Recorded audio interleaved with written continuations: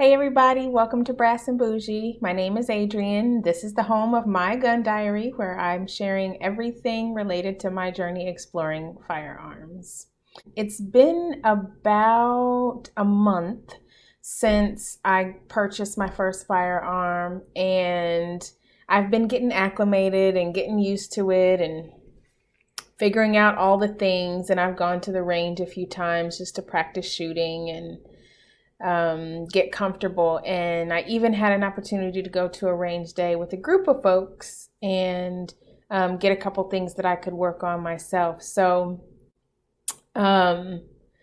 this past week, I went to a new shooting range, and this range had steel that you could shoot. And so this was my first opportunity getting to shoot at steel, and they also had some regular targets that you could shoot at as well. So I did both of those.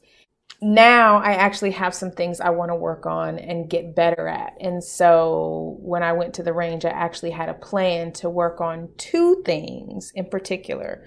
I focused on working on my grip of the firearm and just making sure that I have a good grip, and then work on my trigger pull. So one of the things I have learned is that I tend to flinch when I am shooting. And that comes from anticipating the recoil of the shot.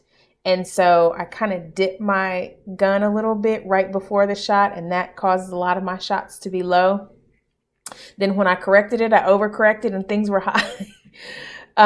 So I, watched a couple of videos to learn about some things I could work on just around overcoming that. And trigger pull was one of the things. So just making sure that I have a consistent pull of the trigger, and that I'm not like jerking it or doing it too fast. That it's just kind of a nice, even pull all the way through. And keeping the gun level at the same time. So I'll share with you what that looked like. There were some hits and some misses. And like I said, it was my first time on the steel range, so you'll get to see what some of that looked like.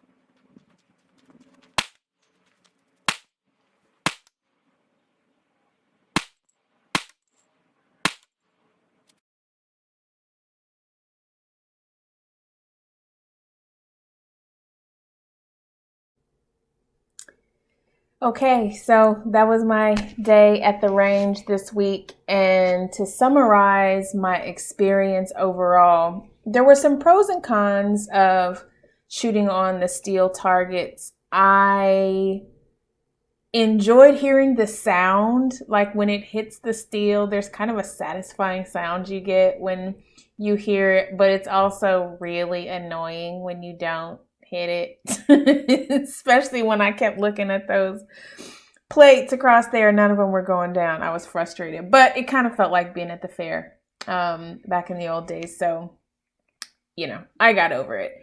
The downside, I think, to shooting on steel also is I couldn't tell where exactly I was missing. Like, I couldn't tell if my shots were high or low or to the left or right.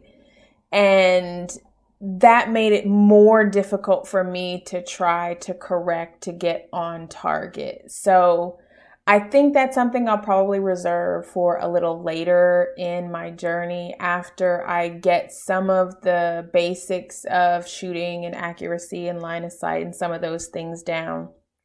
But it was still fun, and I enjoyed trying it out. Shooting on the paper targets, I really was focusing on, again, grip and trigger pull. And it's funny because the target I had little circles, and I was much more accurate hitting them on the paper targets than I was on the steel targets. So that, I don't know what, there's something psychological, I guess, going on. So I don't know why exactly that was. But I can tell, like I said, it was much better for me to be able to see where my shots are landing and make some adjustments in that regard.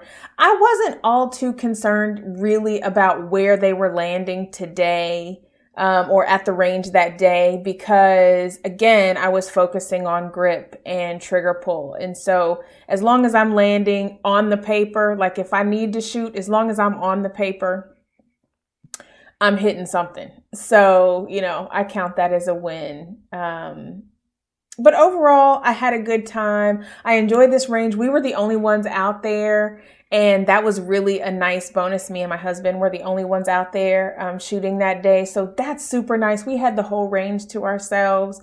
And I think that gives you a little bit more freedom and flexibility to do some different things than you would if there were other folks out there. So one of the things I like to do is go shooting in the middle of the week. And because I work from home, I have the flexibility to go during the daytime. So there's hardly anybody there. Even when I go to busier ranges, there's usually not a lot of people there unless it just gets a lot of traffic. Like one of the ranges I go to, a lot of law enforcement go there to train and practice. So they get a pretty consistent flow. But that's one tip I have found.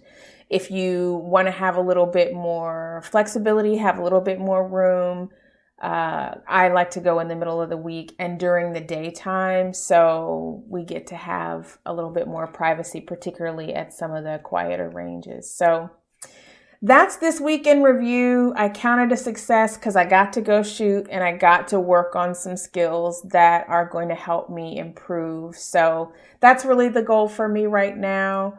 I'm in the process of looking at some new accessories to go with my firearm. So I'll talk a little bit more about that as more time comes. But thanks so much for watching and spending this time with me. If you find this content interesting and just want to keep following along my journey and learning along with me, hit the subscribe button and hit the bell icon so YouTube knows you really want to get the videos.